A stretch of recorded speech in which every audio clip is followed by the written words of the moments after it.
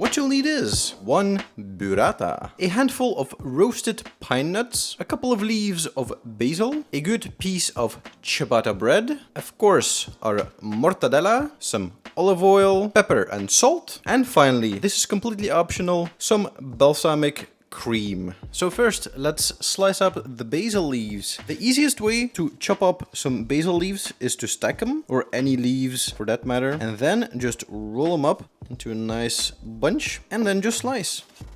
And there you go. You have yourself some nicely chopped up basil. For the burrata, I just like to put it in a small bowl. You can also cut it straight onto your sandwich, but I think it's a little bit too messy. Cut it in 2 already.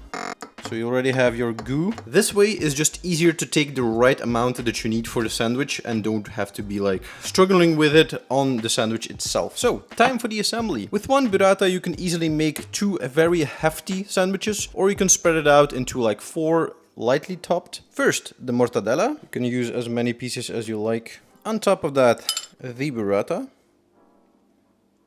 Just spread it around. Season it with some salt and some pepper. Sprinkle some pine nuts on there. And finish it off with some basil and a sprinkle... Whoops. When I say a sprinkle, I mean a sprinkle of olive oil, not half of your bottle. But that worked out fine. Oh, look at this.